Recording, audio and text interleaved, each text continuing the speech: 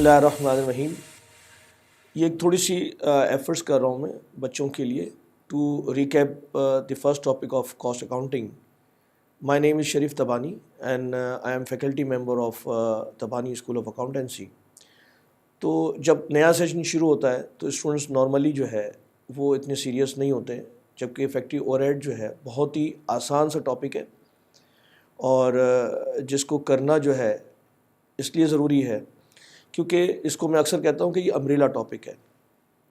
Umbrella topic से मकसद मेरा ये होता है कि इसका इम्पैक्ट इस अपने टॉपिक में तो आएगा ही आएगा, लेकिन इसके साथ ही साथ जो है वो दूसरे कई सारे टॉपिक्स के अंदर भी जो है इसका इन्वॉल्वमेंट होगा। तो इसको बहुत अच्छी तरीके से जो है उसको समझ लें और फोकस मैं ये कर रहा हूँ कि सिर्फ एक वो सवाल करवा रहा हूँ जो कि बेसिस भी कवर कर देगा और एग्ज़ामिनेशन के जो क्वेश्चंस हैं और स्टडी टेक्स्ट के अंदर जो क्वेश्चंस हैं उसको भी ये ओवरऑल आपको रिकैप करके दे देगा।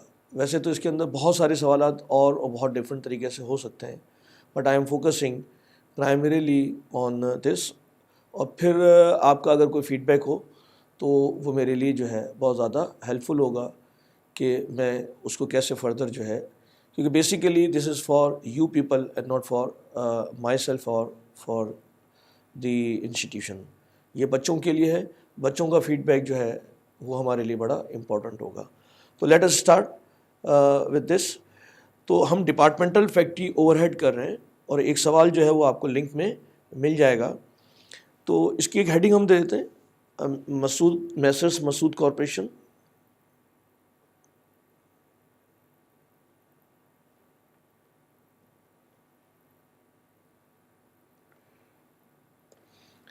Departmental factory overhead, departmental factory overhead. अच्छा, मैंने जो है ना काम ये किया हुआ है just to save the time, इसका फॉर्मेट बना लिया है। नॉर्मली डिपार्टमेंटल का यही फॉर्मेट होता है। अगर आप देखें तो पहला कॉलम जो मैंने बनाया हुआ है वो डिस्क्रिप्शन का है, दूसरा कॉलम जो है वो basis of allocation is very important, जो अभी मैं आपके साथ डिस्कस करूँगा। फिर इसके बाद जो है वो टोटल है और फिर इसके बाद जो है वो there are two type of departments, one is production department and other is service department.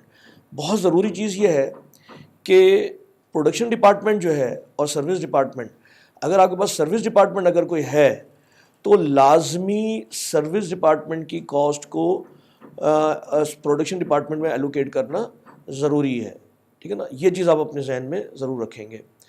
तो लेट अस स्टार्ट और फिर मैं आपको मज़ीद कोई चीज़ें आती हैं तो बताता हूँ। अच्छा, इसमें इशू क्या आता है डिपार्टमेंटल कॉस्टिंग के अंदर? डिपार्टमेंटल कॉस्टिंग के अंदर इशू ये आता है कि आपके पास हम जो कॉस्ट लगाते हैं ओवरहेड की, वो नॉर्मली डिपार्टमेंट वाइज इनकर्ड नहीं होती। तो ज़्यादातर कॉस्ट जो है वो कॉमन होती है। तो अगर आप डेटा देखें तो यहाँ पे लिखा हुआ है कि एस्टिमेटेड कॉस्ट फॉर 2010 वो कॉमन दी हुई है। तो अगर मैं इसकी कॉस्ट को यहाँ पे रखूँ, अच्छा एक चीज़ और बहुत इम्पॉर्टेंट, बहुत ही ज़्यादा इम्पॉर्टेंट जो यहाँ पे है वो ये है कि डायरेक्ट मटेरियल, ये नॉर्मली जो है एग्ज़ाम में टेस्ट नहीं किया गया। तो डायरेक्ट मटेरियल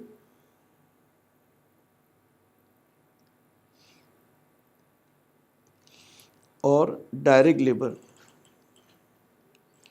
ये आना है या नहीं ये आपको हार्डली किसी किताब में मिलेगा। तो ये मैंने जो है यहाँ पे रखा। अब आपको डेफिनेटली जो पुराने स्टूडेंट्स हैं जिन्होंने ये सवाल कर लिया है या ये टॉपिक कर लिया है, तो आपको ये हो रहा होगा कि सर डायरेक्ट मटेरियल और डायरेक्ट लेबर तो फैक्ट्री ओवरहेड में नहीं आता। जी बिल्कुल नहीं आता। अब क्या आएगा वो ज़रा देख लें। तो डायरेक्ट मटेरियल, प्रोडक्शन डिपार्टमेंट का डायरेक्ट मटेरियल जो है वो कभी भी नहीं आएगा, लेकिन सर्विस डिपार्टमेंट का जो डायरेक्ट मटेरियल है वो लाजमी आएगा। ये बहुत सारे स्टूडेंट्स को नहीं पता। सर्विस डिपार्टमेंट का जो डायरेक्ट मटेरियल है वो प्रोडक्ट के लिए डायरेक्ट मटेरियल नहीं होता। एक मैं छोटी सी मिसाल देता हूँ कि मिसाल के तौर पे अगर फॉर एग्जांपल एक टेक्सटाइल इंडस्ट्री है और उसने अपना एक डिपार्टमेंट बनाया हुआ है, इंजीनियरिंग डिपार्टमेंट, जहाँ पे वो जो पार्ट्स जो ज़्यादा यूज़ होते हैं वो खुद बना रहे हैं। तो उस पार्ट्स को बनाने के लिए जो आयरन यूज़ होगा और जो लेबर यूज़ होगी डायरेक्ट लेबर, वो उस डिपार्टमेंट के लिए जो है वो डायरेक्ट मटेरियल और डायरेक्ट लेबर होगा, लेकिन टेक्सटाइल के लिए जो है वो डायरेक्ट मटेरियल और डायरेक्ट लेबर नहीं होगा। तो सर्विस डिपार्टमेंट का डायरेक्ट मटेरियल और direct labour is a part of the factory overhead. तो ये किसी वक्त भी एग्ज़ाम में पूछा जा सकता है। तो 1 लाख रुपए और 2 लाख रुपए और 1,50,000 रुपये और 2,50,000 रुपये, ये इसकी अमाउंट आ गई। फिर इसके बाद जो है ये पहला स्टेप हो गया, ये जो समझने वाली बात है इसमें। और अगर मैं आपके लिए थोड़ा सा इसको हाईलाइट भी कर दूं ताकि पता चले कि बहुत ही एक्सेप्शन है और ये कभी कभी आपके पास ये आ भी सकता है, तो ये बहुत ही एक्सेप्शन है। अब जो दूसरा जो पॉइंट है वो है हमारा कॉमन कॉस्ट। तो कॉमन कॉस्ट में यहाँ पे लिख लेता हूँ, पावर की जो टोटल कॉस्ट है वो है 90,000 रुपये। फिर आपके पास दिया हुआ है insurance of machine,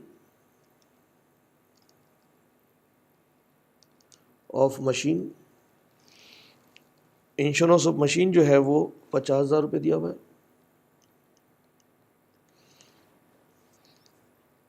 leave encashment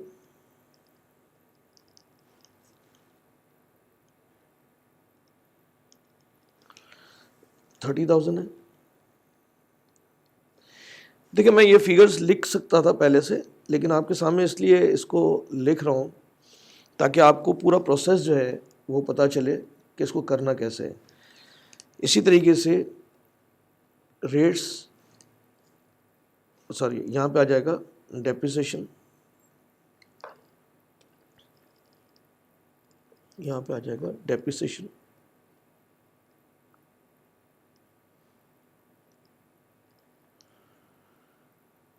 depreciation की अभी हम अमाउंट निकाल लेते हैं। रेट दिया हुआ है @ 10%। और foreman salary is factory overhead, जो सुपरवाइज़र होता है उसको हम कहते हैं फोरमैन। तो ये मालूम होना बहुत ज़रूरी है क्योंकि फोरमैन रिप्रेजेंट क्या कर रहा है, तो सुपरवाइज़र्स को, ताकि इसका बेसिस हम। Now the first and most important thing in departmental is कि इसको कौन से बेसिस पे करना है। तो कहीं पे भी कोई रॉकेट साइंस नहीं है, लेकिन आपको अपना IQ और एक जनरल सिनारियो के हिसाब से देखना पड़ेगा कि कौन सा मेथड ऑफ एलोकेशन जो है वो यूज़ करना है या बेसिस यूज़ करना है। इसके लिए मैं इसका कलर अगर चेंज कर दूं तो आप देखें, अब खुद हम इसको असेस करते हैं कि इसका बेसिस तो आपके पास गिवन था, इसका बेसिस गिवन था। पावर, अब आपके पास जो ऊपर जो डेटा दिया हुआ है तो उसमें से आपको पिक एंड चूज़ करना पड़ेगा कि कौन सा बेसिस यूज़ करना है। तो अपेरेंटली क्या नज़र आता है कि किलोवाट्स जो है वो इसीलिए दिए हुए हैं कि हम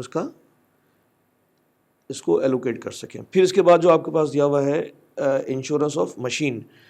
अच्छा, मशीन आवर्स पे भी हो सकता है, कॉस्ट पे भी। तो मशीन की जितनी भी रिलेटेड कॉस्ट होगी, अगर आपके पास कॉस्ट दी हुई हो तो हम हमेशा से सारी मशीन से रिलेटेड कॉस्ट को कॉस्ट के बेसिस पे एलोकेट करेंगे रादर देन आवर्स के बेसिस पे। अगर कॉस्ट ना दी हुई हो तो नेक्स्ट आपके पास जो बेस्ट ऑल्टरनेटिव नज़र आता है वो है मशीन आवर्स। ठीक है, तो यहाँ पे कॉस्ट दी हुई है तो हम इसका बेसिस यहाँ पे लिख देते हैं, कॉस्ट के बेसिस पे हम कर रहे हैं। फिर इसी तरीके से लीव इनकैशमेंट सारे वर्कर्स के लिए होगा, प्रोडक्शन के भी और नॉन प्रोडक्शन के लिए भी। तो देयरफॉर लीव इनकैशमेंट, जिसको कभी कभी एक और नाम देते हैं, ज़रा सुन लीजिएगा, इसको कहते हैं कभी कभी फ्रिंज बेनिफिट्स। तो फ्रिंज बेनिफिट्स जो हैं वो टोटल नंबर ऑफ वर्कर्स के बेसिस पे हम इसको एलोकेट कर देते हैं। तो टोटल नंबर ऑफ एम्प्लॉयज़ के बेसिस पे हो जाएगा ये, नंबर ऑफ एम्प्लॉयज़ के बेसिस पे हो जाएगा। फिर इसके बाद जो है आपके पास बिल्डिंग, तो बिल्डिंग जो है वो किस बेसिस पे होना चाहिए, यस बिल्कुल ठीक है, एरिया के बेसिस पे। डेप्रिसिएशन का जो है रेट वो @ 10% हम कर लेते हैं, कॉस्ट के बेसिस पे हम कर लेते हैं। और फोरमैन की सैलरी जो है वो मैं नंबर ऑफ वर्कर्स के, क्योंकि वो वर्कर्स को जो है वो सुपरवाइज करेगा, तो number of workers. Leave encashment को मैं वर्कर्स के बेसिस पे भी कर सकता हूँ, और तनख्वाह की जो अमाउंट है डायरेक्ट लेबर तो मैं फिर यहाँ पे दोनों में से अगर प्रेफर करूँ तो मुझे ज़्यादा जो अपील कर रहा है, अगर मेरे पास डायरेक्ट लेबर ना दिया हुआ होता तो फिर मैं इसको डेफिनेटली, तो यहाँ पे क्योंकि लीव इनकैशमेंट का ताल्लुक जो है ना वर्कर नंबर्स से ज़्यादा जो है वो इसकी जो कॉस्ट है, जिसकी तनख्वाह ज़्यादा होगी उसकी लीव इनकैशमेंट भी अकॉर्डिंगली ज़्यादा होगा। तो मुझे ज़्यादा बेहतर जो है, तो ये मैं आपसे कह रहा था कि वो जजमेंटल जो इफेक्ट आता है, तो आप देखें यहाँ पे मैं इसको चेंज कर रहा हूँ। लीव इनकैशमेंट को जो है वो मैं कर रहा हूँ डायरेक्ट लेबर कॉस्ट के बेसिस पे, डायरेक्ट लेबर कॉस्ट के बेसिस पे करूँगा। तो अच्छा, तो फोरमैन की तनख्वाह जो है वो मेरे पास है रुपीज़, फोरमैन की तनख्वाह जो है मेरे पास जो दी हुई है 30,000 रुपये। ठीक है, चलें अब आप को मैं जो है एक आध कैलकुलेशन करके दे देता हूँ। यहाँ पे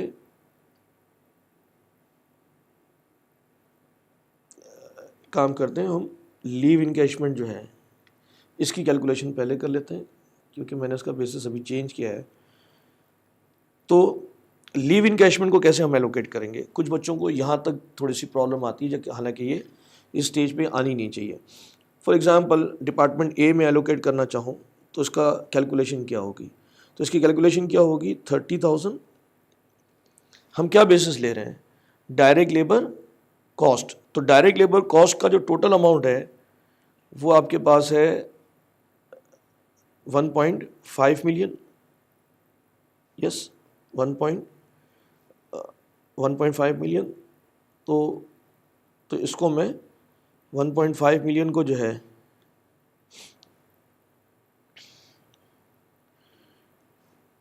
1.5 मिलियन को 15 ले लेता हूँ, और ए के लिए जो है वो 6 के रेशियो से हो जाएगा। इसी तरीके से चारों का मैं बताता हूँ 30,000, ताकि थोड़ा सा आपको कैलकुलेशन में आसानी हो। टोटल कितना है 1.5 मिलियन या 15 लाख, और 5 लाख बी का है। इसी तरीके से सी का एक्स का जो है वो डायरेक्ट लेबर की कॉस्ट जो है वो 30,000 फ्रिंज बेनिफिट्स जो है divided by 15, 15 lakh multiply by 1 lakh,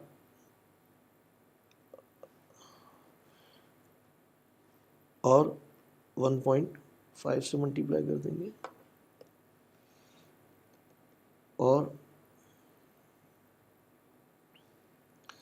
और ये किसका था एक्स का, और वाई का जो है ये हो जाएगा 30,000 इंटू 2.5 डिवाइडेड बाई 15। अब ये कैलकुलेट करके जो है आप इसको क्विकली, तो गालिबन जो है ये अमाउंट आ रहा होगा इसका 12 लाख। कैलकुलेशन थोड़ी सी आसान है इसकी। इसका जो आ रहा होगा वो 10 लाख, और इसका जो आ रहा होगा वो इसका जो आना चाहिए वो 3 लाख, और इसका जो आना चाहिए वो 5 लाख। जी, तो देख लें कि टोटल करके हम कि ये अमाउंट हमारी टैली होती है या नहीं है। 12 प्लस 10 प्लस 3 प्लस 5, तो मेरे ख्याल से ये पूरी 30 की अमाउंट बन जाती है। ठीक है, तो थोड़ा सा अपने दिमाग पे भी जोर दे के जो है कैलकुलेशन कर लेनी चाहिए। तो कितनी एलोकेशन आई 12 लाख, फिर 10 लाख, सॉरी 10,000, फिर इसकी अमाउंट आई है 3,000, 3,000 और 5,000। देखिए ये ज़रूर कर लिया करें कि इसका सब टोटल ज़रूर कर लें। तो हम जब इन सब का टोटल करेंगे तो this should be equal to ये अमाउंट। कभी राउंडिंग ऑफ में भी जो है वो फ़र्क आ सकता है। तो एक मैंने आपको बता दिया है, बेसिस मैंने आपके सामने लिख दिया है। अब क्विकली जो है मैं छोटी सी आपसे रिक्वेस्ट करूँगा कि यहाँ थोड़ा सा आप रुकिएगा, इसको पॉज कीजिएगा और उसके बाद ख़ुद से ये कैलकुलेशन आप कीजिएगा, ठीक है। जब आप इसकी कैलकुलेशन कर लेंगे तो आपके पास टोटल क्या आएगा, तो आप इसको लाजमी पॉज ज़रूर कीजिएगा और पॉज करके फिर जो मैं यहाँ पे लिख रहा हूँ उसको अपने आंसर से लिख। पावर है, अब पावर को कैसे एलोकेट करना है, तो पावर का बेसिस जो है वो मैंने आपको बता दिया है। तो वो किस बेसिस पे होगा, किलोवाट के बेसिस पे। तो total kilowatts multiply by kilowatts of A, उससे करेंगे तो आपके पास पावर की अमाउंट 45,000 आ जानी चाहिए, इसकी 33,750 आ जानी चाहिए, इसकी जो अमाउंट है 4,500 और इसकी जो है वो 6,750। अकॉर्डिंगली इंश्योरेंस जो है उसकी अमाउंट जो है वो 18,000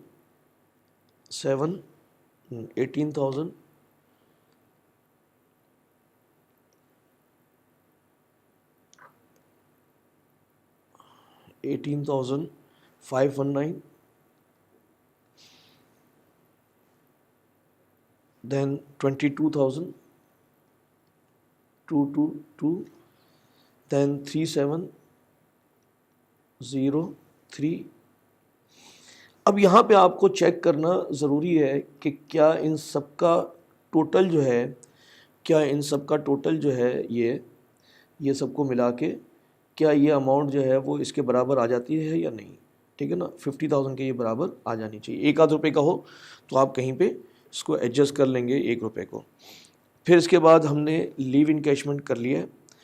फिर इसके बाद बिल्डिंग जो है उसकी अमाउंट आ रही है। बिल्डिंग का जो हमने किया है वो एरिया के बेसिस पे, जो कि आपके पास अमाउंट जो है बिल्डिंग का वो 40,000 है, तो 15,000 इसको एलोकेट करेंगे तो देन 20,000, देन 2,500 एरिया के बेसिस पे 2,500। Total area divided by area of A B and C X and Y. Accordingly इसका जो डेप्रिसिएशन जो है वो इनकी कॉस्ट के ऊपर, तो 10% अगर मैं लगाता हूँ तो इसका अमाउंट 1 लाख रुपये आ रहा है, इसका अमाउंट जो है वो 1,20,000 आ रहा है, इसका अमाउंट जो है वो 20,000 आ रहा है और इसका अमाउंट जो है वो 30,000 है।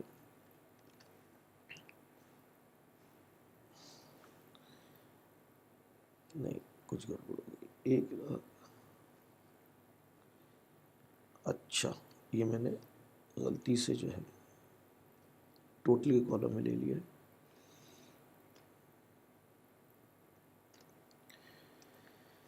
इसका अमाउंट जो है टोटल जो है वो 270 है,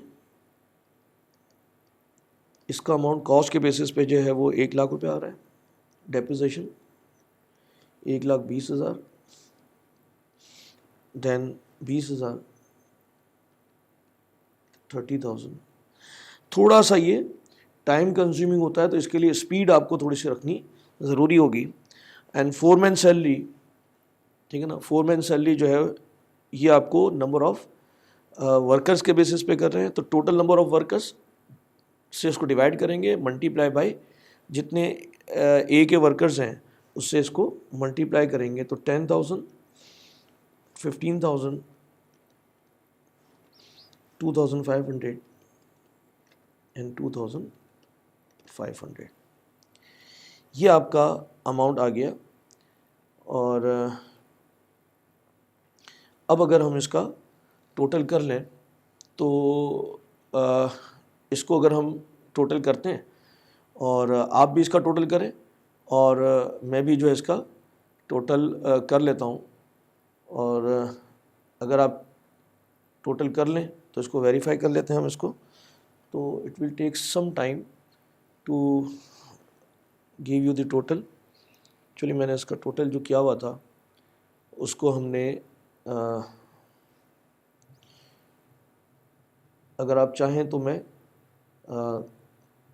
आप टोटल करें इन द मीन टाइम, और मैं भी अगर चाहें तो थोड़ा सा ब्रेक करके और आपको फिर इसको, ताकि आपका रिकॉर्डिंग टाइम जो है वो थोड़ा सा सेव हो जाएगा। क्योंकि मैंने कुछ चेंज किया, जैसे मैंने इसका ये चेंज कर दिया है, वो ऊपर ले लिया है, तो इट इज़ बेटर कि मैं आपको कुछ देर के लिए जो है ये थोड़ी सी कैलकुलेशन करके, और इन द मीन टाइम आप लोगों से रिक्वेस्ट है कि इसको अच्छे तरीके से रिव्यू करें और इसका टोटल जो है वो लेके आए, और फिर हम आगे बढ़ते हैं। ठीक है जी बेटा, आप लोगों ने कैलकुलेशन गालिबन कर ली होगी, तो let me give you the total, उसको आप वेरीफाई कर लें।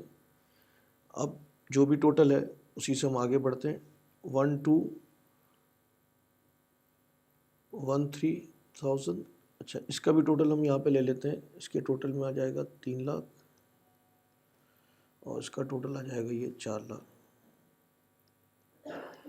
तो अल्टीमेटली आपके पास इसका टोटल ये आ गया, और ए का टोटल जो है वो 198,519, इसका टोटल जो है वो 225,972, इसका टोटल जो है वो 286,203 और 502,306। देखें, ये दो चीज़ें हो गई। डिपार्टमेंटल के अंदर 3 चीज़ें हैं ओवरऑल, ये दूसरी चीज़ हो गई। तीसरी चीज़ जो है बहुत ज़रूरी ये है कि अगर आपके पास सर्विस डिपार्टमेंट की कॉस्ट है तो इसको लाजमी जब तक आप इसको प्रोडक्शन डिपार्टमेंट में एलोकेट नहीं करेंगे तो आपका काम जो है वो नहीं होगा। ठीक है ना, तो इसके बगैर जो है वो आपकी प्रोडक्शन डिपार्टमेंट का इफेक्टिव ओवरहेड रेट नहीं आ सकता। तो now what we have to do is कि सर्विस डिपार्टमेंट की कॉस्ट को जो है वो एलोकेट करना ज़रूरी है। अब अगर आप देखें तो यहाँ पे इन्होंने जो रेशो दिया हुआ है, ज़रा सुनिएगा ज़रा गौर से, यहाँ जो रेशो दिया हुआ है वो क्या है, डिपार्टमेंट एक्स जो है वो ए को भी दे रहा है सर्विस, बी को भी दे रहा है और वाई को भी दे रहा है। लेकिन इन टर्न क्या हो रहा है कि वाई जो है वो डिपार्टमेंट ए को भी दे रहा है, डिपार्टमेंट बी को भी दे रहा है और डिपार्टमेंट एक्स को भी दे रहा है। तो क्या हो रहा है कि दोनों सर्विस डिपार्टमेंट एक दूसरे को सर्विसेज दे रहे हैं, तो इसको हम कहते हैं रेसिप्रोकल बेसिस। इसके बेसिकली एलोकेट करने के 2 तरीके हैं। इस सवाल को जो मैंने अटेम्प्ट किया हुआ है, इसको मैंने अटेम्प्ट किया हुआ है यूजिंग जो है ना एल्जेब्रिक मेथड, क्योंकि algebraic method is more appropriate. तो मैं एक और वीडियो बना लूँगा जिसमें एल्जेब्रिक और जो है रिपीटेड डिस्ट्रीब्यूशन, इन दोनों का जो है वो एलोकेशन भी आपको, कि ताकि आपकी वहाँ पे प्रैक्टिस हो जाए। क्योंकि एग्जामिनर ने बाकायदा किसी सवाल के अंदर वो एल्जेब्रिक मेथड भी रिपीटेड डिस्ट्रीब्यूशन भी मांगा है, जो कि इससे आसान है। ठीक है, तो उसका मैं एक बहुत छोटा सा, मेरे ख्याल से 15-20 मिनट का, आधे घंटे का वो वीडियो मैं बना दूंगा। तो पहले हम यहाँ पे कंसंट्रेट कर लें। तो पहला हमारा क्वेश्चन क्या हो गया, ये हो गया था कि ये आपको नॉर्मली सवालात में नहीं मिलेगा कि direct material and direct labour of service department, उसको यहाँ लेना होगा। फिर कॉमन एक्सपेंसेस को हमने एलोकेट कर दिया कोई ना कोई रैशनल बेसिस पे। अब इसमें आपका और मेरा डिस्प्यूट बहरहाल हो सकता है, अगर लॉजिकल है तो ठीक है, वरना इसको अडॉप्ट कर लें। Now the third question is allocation of cost of service department. ठीक है, सर्विस डिपार्टमेंट की कॉस्ट को एलोकेट करना है। कौन कौन से सर्विस डिपार्टमेंट है हमारे पास, डिपार्टमेंट एक्स और डिपार्टमेंट वाई। डिपार्टमेंट वाई ले लेते हैं। ठीक है, अच्छा, अब क्योंकि दोनों एक दूसरे को सर्विसेज दे रहे हैं तो इसका मतलब ये हो गया कि अब आपको इसकी अल्टीमेट वैल्यू निकालनी पड़ेगी। तो अब कैसे निकालेंगे, एल्जेब्रिक मेथड से एक्स और वाई। हम देखें y की अपनी ओरिजिनल वैल्यू कितनी है, तो y की अपनी ओरिजिनल वैल्यू जो है वो अगर आप देखें तो आपके पास y की ओरिजिनल वैल्यू जो आ रही है,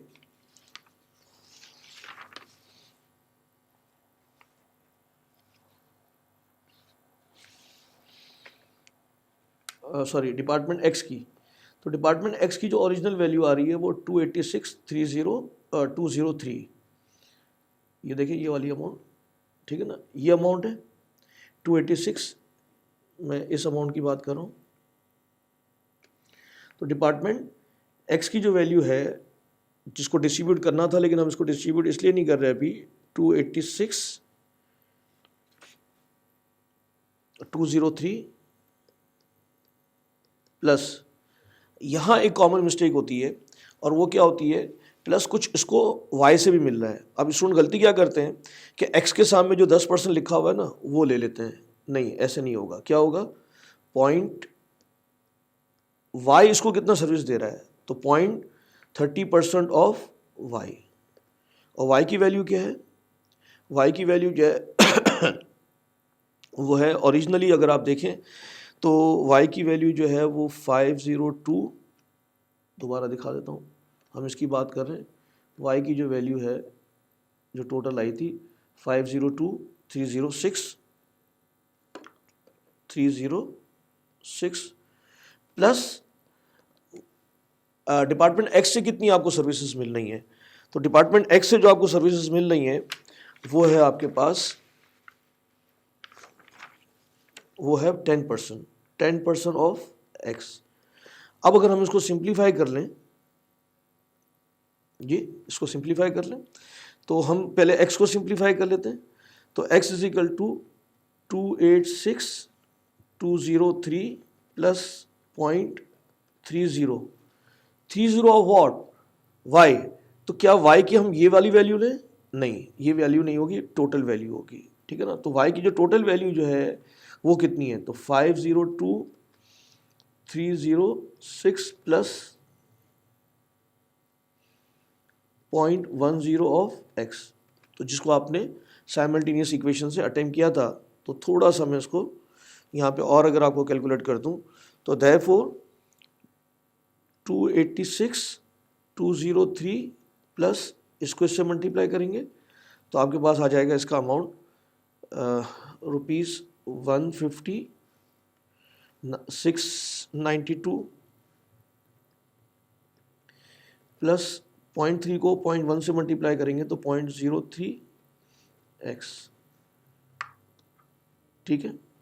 फिर इसके बाद जो है, अब x की वैल्यू यहाँ पे चली आएगी, तो इन दोनों को टोटल करते हैं हमारे पास।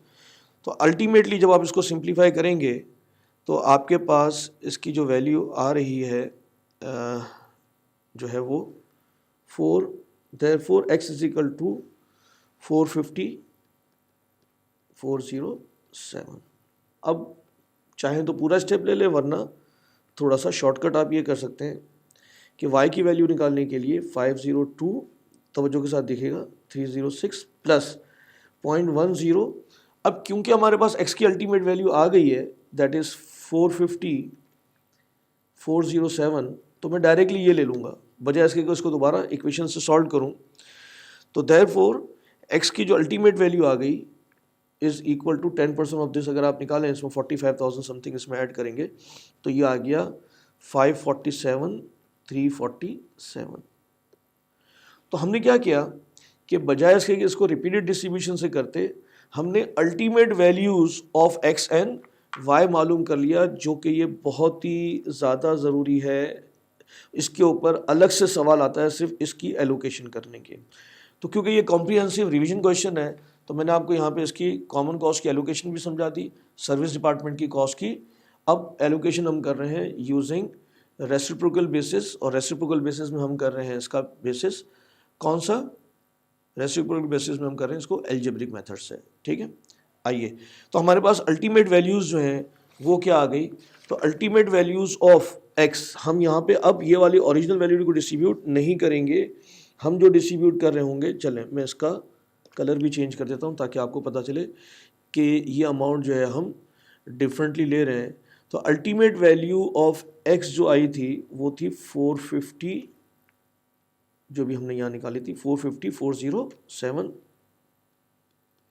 और अल्टीमेट वैल्यू ऑफ वाई जो भी हमने यहाँ निकाली थी 547,3। तो इसको हम एलोकेट करेंगे और वाई के सामने हम इसकी कॉस्ट को एलोकेट कर देंगे 547,347, ठीक है। ये हम अलजेब्रिक मेथड से हमने इसकी वैल्यूज़ निकाल ली। अब ज़रा तवज्जो के साथ अगर आप देखेंगे तो आपको बहुत ही ज़्यादा अंडरस्टैंडिंग भी होगी, और आज आपको थोड़ा सा साइमल्टेनियस इक्वेशन का प्रैक्टिकल एक्सपोजर भी जो है वो शायद हो जाए, जो हम इससे पहले करते रहे हैं। ठीक है, तो देखिएगा ज़रा गौर से। देखें अब क्या करें हम, इसको किस रेशियो से डिस्ट्रीब्यूट करते हैं। तो सवाल में दिया हुआ है कि ये जो रेशियो है वो 40, 50 और 10 के, और इसका जो रेशियो है वो y का वो 30, 40 और 30 के रेशियो से।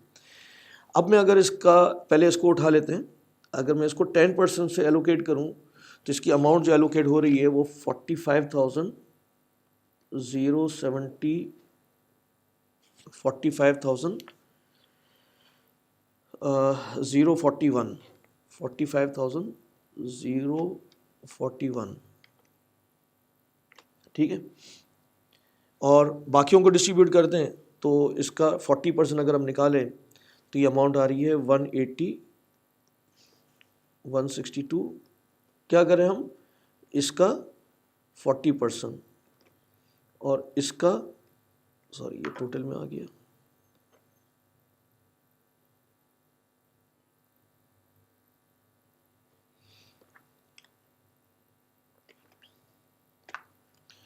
इसका 40%, टोटल में कोई फ़र्क नहीं आएगा, इसका 40% और इसका हम 50% और इसका 10%। ठीक है, ये मैं आपको समझाने के लिए परसेंटेज लिख रहा हूँ। एग्जाम में तो आप डेफिनेटली कैलकुलेटर पे कैलकुलेट कर लेंगे। 180, 162, फिर 225, 204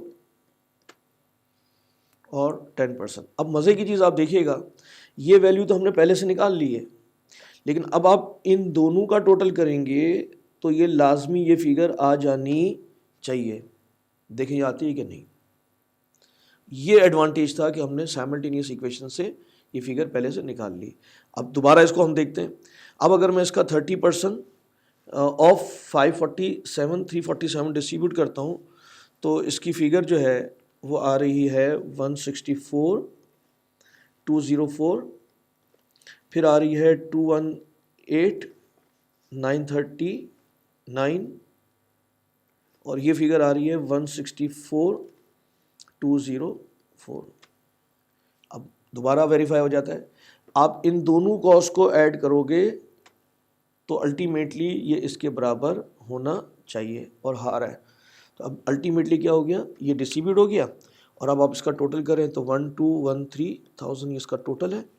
और हर स्टेप पे जो ना ये वेरीफाई भी होता रहेगा। जब आप इसका ग्रैंड टोटल लें तो 542, 885, 670, 115।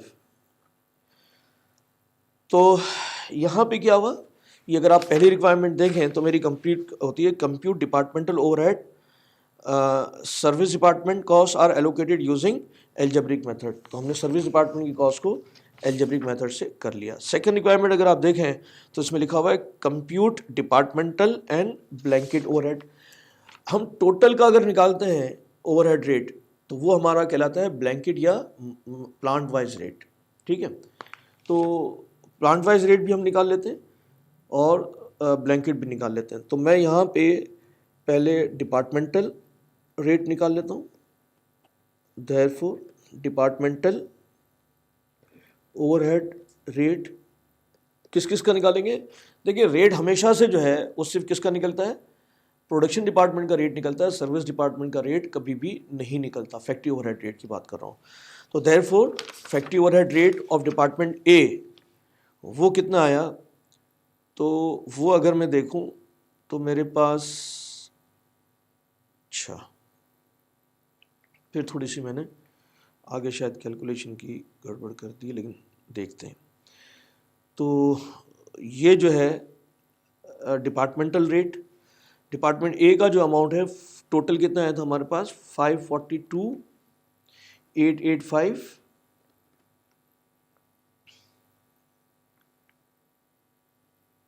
डिवाइडेड बाय बेसिस क्या है इसका, डायरेक्ट मटेरियल कॉस्ट। तो डायरेक्ट मटेरियल कॉस्ट अगर आप देखें तो डिपार्टमेंट ए की डायरेक्ट मटेरियल कॉस्ट जो है वो 8 लाख रुपए है, क्योंकि ये basis in terms of material है या डिनोमिनेटर अगर रुपीज़ में हो तो हमारी प्रेफरेंस होती है कि हम परसेंटेज में इसका वो निकालते हैं रेट, तो 67.86%। और इसी तरीके से डिपार्टमेंट, ये था डिपार्टमेंट ए का, ये डिपार्टमेंट बी का रेट जो है, तो हमारे पास ओवरहेड की जो अमाउंट आई है वो है 670,115 डिवाइडेड बाई मैं किसकी बात कर रहा हूँ दोबारा मैं आपको बता दूँ, ये हमारा जो अमाउंट आया था डिपार्टमेंट ए का, डिपार्टमेंट बी का, इसको जो है हमने यहाँ पे कैलकुलेट कर दिया। इसी तरीके से, ठीक है ना, इसी तरीके से डिपार्टमेंट बी का जो है वो मटेरियल जो लगा है वो 7 लाख रुपए है, 7 लाख रुपए इन 200 इज इक्वल टू तो इसका जो परसेंटेज आ रहा है वो 95.73%। ब्लैंकेट पे मैंने आपसे क्या कहा, अगर मैं ब्लैंकेट यूज़ करना हो ब्लैंकेट या इसका दूसरा नाम क्या है, प्लांट वाइज। ब्लैंकेट का वर्ड जो है ना हमारे स्टडी टेक्स्ट में एक ज़्यादा दफ़ा यूज़ हुआ है। तो ब्लैंकेट का मतलब क्या है, इसका मैं कलर डिफरेंट यूज़ कर लेता हूँ, ये है टोटल। तो टोटल ओवरहेड इज 1213 और बेसिस जो मटेरियल है, तो मटेरियल का जो टोटल ले लेंगे हम 8 लाख और 5 लाख रुपए 15 लाख रुपए आ गया, और मल्टीप्लाई बाय 100 कर देंगे, तो आपके पास टोटल रेट जो आ गया वो 80.86% आ गया। तो ये हमारा डिपार्टमेंटल हो गया, ब्लैंकेट हो गया, और ये डिपार्टमेंटल हो गया। क्योंकि ये रिकैप एक ही सवाल में ब्लैंकेट और डिपार्टमेंटल वो नहीं पूछता, आपसे क्या पूछता है, या तो नॉर्मली डिपार्टमेंटल का होगा तो डिपार्टमेंटल का, लेकिन मैं थोड़ा सा आपको ब्लैंकेट के हवाले से भी ये समझा रहा था। नाउ तो हमने फैक्ट्री ओवरहेड रेट निकाल लिया, डिपार्टमेंटल और ब्लैंकेट का दोनों का रेट ले लिया। ये रिक्वायरमेंट बड़ी ज़बरदस्त और बड़ी इम्पॉर्टेंट है। ये सवाल की बहुत इम्पॉर्टेंट खूबी ये है, अब मैं आपको पहले एक जगह लेके चलता हूँ, थर्ड रिक्वायरमेंट पे। ये हमारी रिक्वायरमेंट नंबर बी थी, अब हम रिक्वायरमेंट नंबर सी या 3 पे जा रहे हैं जी।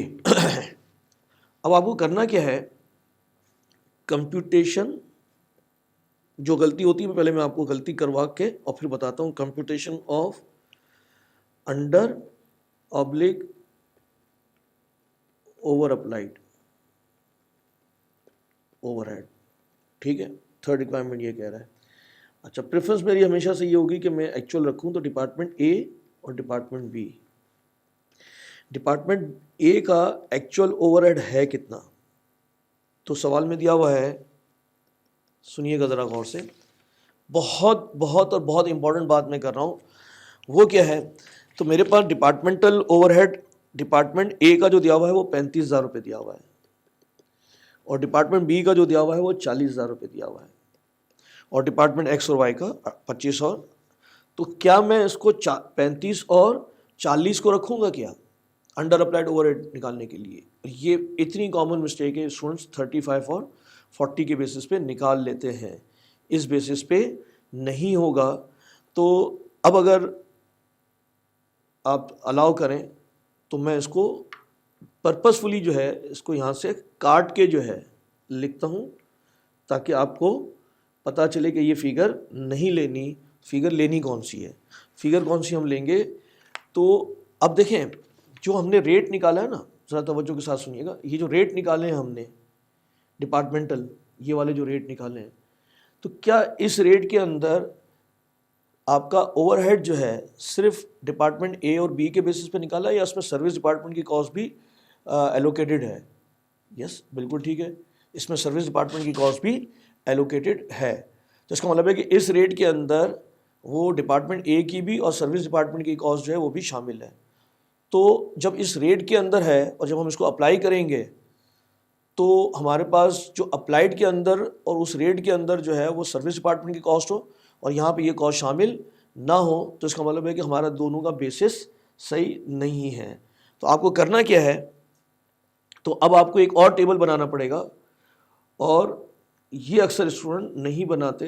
तो अब आपको वर्किंग के अंदर एक और टेबल बनाना पड़ेगा और सर्विस डिपार्टमेंट की कॉस्ट को आपको एलोकेट करना पड़ेगा between production department and service department. तो जैसे हमने ऊपर टेबल बनाया था, ऐसे अगर मैं बहुत क्विकली अगर ये टेबल बना लूँ तो थोड़ा सा टाइम हमें सेव करना होगा ताकि आपकी रिकॉर्डिंग का टाइम जो है वो कम से कम लगे। ठीक है,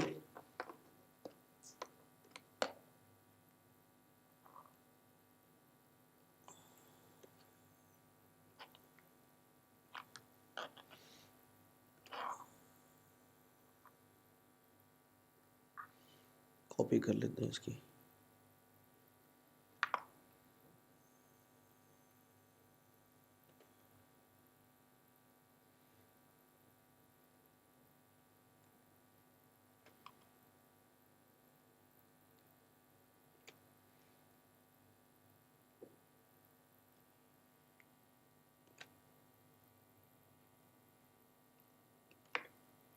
चलें, ये मेरा, ये क्या हो रहा है, एक्चुअल ओवरहेड की एलोकेशन में कर रहा हूँ। तो डिपार्टमेंट ए, बी, एक्स और वाई, और ये टोटल और ये इसका बेसिस।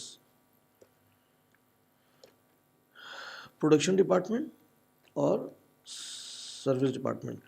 एक्चुअल ओवरहेड आपके पास दिया हुआ कितना है,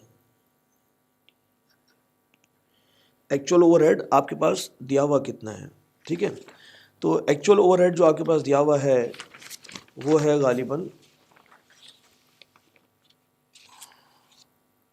जी, कितना दिया हुआ था सवाल में, 34, 40, 25 और 28। तो ये हमारे पास जो दिया हुआ है 35,000, 45,000, 25,000 और 28,000। अब हम क्या करेंगे, इसको उसी तरीके से एल्जेब्रिक मेथड से जो है वो एलोकेट करेंगे। Allocation of cost of department x और डिपार्टमेंट वाई। फिर मेरी आपसे रिक्वेस्ट वही है कि एक दफ़ा, अब क्योंकि आगे पहले आपको नहीं आता था, अब आ गया है कैलकुलेशन आपको करना, तो यहाँ पे पॉज कीजिएगा और फिर इसके बाद आप जो है इसको कैलकुलेट करके बाद में वापस आके चेक कीजिएगा। और मैं तो इसको कंटिन्यू कर रहा हूँ और आप उसको पॉज करके और फिर देखिएगा। और ये 30%। ठीक है, तो अब हम क्या करेंगे, इसकी एल्जेब्रिक मेथड से इसकी अल्टीमेट वैल्यूज़ निकाल लेंगे। किसकी, डिपार्टमेंट एक्स की और डिपार्टमेंट वाई की। तो ये आपने निकालना है अल्टीमेट वैल्यूज़। और मैं आपकी आसानी के लिए जो है दोबारा कैलकुलेट कर देता हूँ डिपार्टमेंट एक्स और डिपार्टमेंट वाई की। तो डिपार्टमेंट एक्स की जो ओरिजिनल वैल्यू है वो 25,000 प्लस 0.30 ऑफ वाई, और इसकी जो ओरिजिनल वैल्यू है वो 28,000 plus 0.10 of x, 10 of x. ठीक है, तो अब इसको जो है अब आप सिंप्लीफाई करेंगे जैसे हमने पहले किया था। इसको सिंप्लीफाई अगर हम करते हैं तो देखें, यहीं पे कर देता हूँ इसके साइड में। तो डिपार्टमेंट एक्स की जो वैल्यू आ गई 25,000 plus 0.30 of 28,000 plus 0.10 of x. अब आप इसको सिंप्लीफाई करते हैं एक्स को। तो जब एक्स को सिंप्लीफाई करेंगे आप, तो एक्स की जो अल्टीमेट वैल्यू जो है, अब आई होप कि आप इसको कर लेंगे। तो फिर भी चलें, मैं आपको 25,000 थोड़ा सा स्टेप, इसको इससे मल्टीप्लाई करेंगे तो 8,400 आ गया, प्लस इसको इससे मल्टीप्लाई करेंगे तो 0.03x आ गया। फिर इसको फर्दर सिंप्लीफाई करते हैं तो x इज इक्वल टू 34,433। इसी तरीके से y की वैल्यू जो है वो ओरिजिनल वैल्यू जो थी वो 28,000। अब दोबारा इसको करने की ज़रूरत नहीं है, 0.10 अल्टीमेट वैल्यू रख देंगे 34,433। तो अल्टीमेटली इसका अमाउंट आ जाएगा आपके पास 31,443। ये वैल्यूज़ जो हैं आप यहाँ पे डिस्ट्रीब्यूट करेंगे तो जो कि आपके पास 34,433 की अमाउंट आ गई है, और इसकी जो अमाउंट आई है वो है 31,433। ठीक है। अब जब हम इसको एलोकेट करते हैं तो डिपार्टमेंट एक्स की जो एलोकेशन बन रही है वो आपकी आ रही है 34,433, और ये तो इसका 10% हमने इसको एलोकेट किया जो कि 3443 आ रहा है, और अगर आप इन दोनों को टोटल करें तो 31,443 है, ये 443 है। ठीक है। अब देखें यहाँ से ये वेरीफाई हो गया, और अब इसको आप एलोकेट करें तो किस रेशो से करना था, ये रेशो लिखा हुआ है। तो यहाँ पे इसका अमाउंट आ रहा है 40%, 13,773। क्या है ये, इससे ऊपर भी मैंने यहाँ पे लिखा था, दोबारा कर रहा हूँ। 40% ऑफ दिस फिगर ये आ रहा है, और 50% ऑफ दिस फिगर ये आना चाहिए 17,217, और इसका 10% जो है वो ये आ गया। ठीक है ना। इसी तरीके से 30, 40 और 30% से इसको एलोकेट करेंगे तो ये अमाउंट आना चाहिए 9,433। ये अमाउंट आना चाहिए 12,577, और ये अमाउंट आना चाहिए 9,433। अब आप इन दोनों को टोटल करें तो इसका टोटल ये हो गया, ये दोनों ज़ीरो हो गया, and the ultimate value of factory overhead actual वो आ गई 58,206 और 74,794। जी, ये हमारा, तो ये स्टूडेंट भूल जाते हैं और गलती से कौन सी वैल्यूज़ ले लेते हैं, वो ये वाली वैल्यूज़ ले लेते हैं। ये वाली वैल्यूज़ नहीं लेनी, एक्चुअल को भी एलोकेट करना ज़रूरी है। अब मेरे पास जो अमाउंट आया है, ये मैंने आपसे कहा था कि मैंने पर्पसफुली जो है वो गलत करके, ताकि आपको याद रहे कि इसकी जो वैल्यूज़ लेनी थी वो आपको लेनी है 58,206, जिसके अंदर सर्विस की कॉस्ट भी शामिल हो गई, 74,794 की अमाउंट आ गई। अब हमने क्या करना है, आखिरी step, factory overhead applied. Factory overhead applied जो है वो हमारे पास जो होगा, फैक्ट्री ओवरहेड अप्लाइड जो है, तो अगर आप देखें तो ये आ गया हमारे पास। तो factory overhead applied department A का, फैक्ट्री ओवरहेड अप्लाइड करने के लिए हमेशा से हम क्या करते हैं कि जो बेसिस है, जो कि डायरेक्ट मटेरियल है हमारा, तो वो एक्चुअल मटेरियल कितना हमने यूज़ किया हुआ है। तो फैक्ट्री ओवरहेड एक्चुअल मटेरियल जो सवाल में दिया हुआ है ऑफ ए, वो दिया हुआ है 70,000, गालिबन 70,000 मल्टीप्लाई बाय इसका जो रेट हम लेंगे वो कितना लेंगे, तो 70,000 आपके पास अमाउंट दी हुई है, और हमारे पास जो रेट है वो है 67.86%। ठीक है। और बी का जो है वो हमारे पास ओवरहेड वो है 80,000, और इसका जो रेट है वो है 95.73%। तो इसका तो अमाउंट आ रहा है 76,584, और इसका जो अमाउंट आना चाहिए वो है 70,000 का। जी बिल्कुल आखिरी पॉइंट है ये, और इस पे भी स्टूडेंट फजूल में गलती करके आ जाते हैं। 70,000 इंटू 0.6786, तो ये अमाउंट आ गया 47,502। ठीक है। तो एक्चुअल ओवरहेड ज़्यादा है और अप्लाइड ओवरहेड कम है, तो उसको हम क्या कहेंगे, तो डेफिनेटली हम इसको क्या कहेंगे, under applied, under oblique over applied. तो ये विदाउट ब्रैकेट है तो ये अंडर अप्लाइड कर देंगे और ओवर अप्लाइड को जो है वो हम ब्रैकेट में ले लेंगे। ठीक है, तो 58,206 माइनस 47,502, तो ये अमाउंट आ गई हमारे पास 10,704 और इसकी अमाउंट जो है वो 74,000।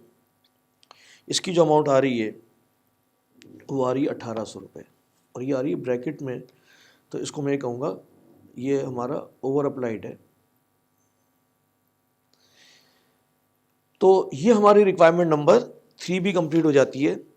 तो अगर आप एक दफ़ा दोबारा देखें कि हमारी जो रिक्वायरमेंट्स थी, तो इसकी रिक्वायरमेंट्स में जो है पहले हमने निकाला, अगर क्विकली हम रन थ्रू कर लें 1 मिनट के अंदर, तो हमने सबसे पहले जो है वो departmental factory overhead rate, factory overhead निकाला, डिपार्टमेंटल फैक्ट्री ओवरहेड। इसमें हमने क्या किया कि सर्विस डिपार्टमेंट की कॉस्ट को इसमें एलोकेट किया। फिर हमने क्या निकाला, फिर हमने फैक्ट्री ओवरहेड रेट्स निकाले, लेकिन इसको क्योंकि हम साइमल्टेनियस से कर रहे थे तो हमने साइमल्टेनियस इक्वेशन का, फिर हमारी रिक्वायरमेंट नंबर 2 या बी जो है 2 जो थी हमारी वो क्या है, हमने रेट निकाला था। ठीक है ना, क्योंकि इसका बेसिस जो है वो डायरेक्ट मटेरियल है तो हमने डायरेक्ट मटेरियल से इसको डिवाइड कर दिया था। इसके बेसिस 5 में से कोई एक हो सकता है और अगर denominator in terms of rupees हो तो ये हमेशा से परसेंटेज में ही कैलकुलेट होता है। ठीक है, तो ये 67 और 97% ये रेट आ गया। फिर तीसरा जो रिक्वायरमेंट जो थी वो फैक्ट्री ओवरहेड अंडर अप्लाइड या ओवर अप्लाइड। तो एक्चुअल ओवरहेड को हमने पहले इसका टेबल बना के सर्विस डिपार्टमेंट कॉस्ट को एलोकेट किया और फिर हमने इसका डिफरेंस निकाल लिया। और डिफरेंस हमने कैसे निकाला, actual overhead minus applied overhead. Applied करने के लिए हमने क्या किया, ये जो एक्चुअल मटेरियल जो यूज़ हुआ है इस पीरियड के दौरान, ठीक है, तो हमने actual material multiply by factory overhead rate, इसको अप्लाई किया, फिर यहाँ पे इसको अप्लाई किया और इससे आपके पास अप्लाइड ओवरहेड की ये बात आ गई। तो ये हमने डिपार्टमेंटल ओवरहेड का कॉम्प्रिहेंसिवली, और साथ ही साथ मैंने आपको सिंगल रेट होता तो वो भी मैंने आपको बता दिया, यहाँ तक कि अंडर अप्लाइड और ओवर अप्लाइड भी आपको बता दिया है। ठीक है, तो आई होप कि जो डिपार्टमेंटल ओवरहेड का एक कॉम्प्रिहेंसिव ओवरव्यू जो है यहाँ पे आपको मिल गया होगा। और अगर फिर भी कोई कमेंट्स हैं तो बिल्कुल आप दीजिएगा, हो सकता है कि वो हमारी नेक्स्ट जो भी काविश होगी उसमें आपके लिए हेल्प करेगी। और असल ऑब्जेक्टिव जो है वो आप हैं और आपको बात समझ में आनी चाहिए, इसके लिए आपका फीडबैक जो है वो हमारे लिए बहुत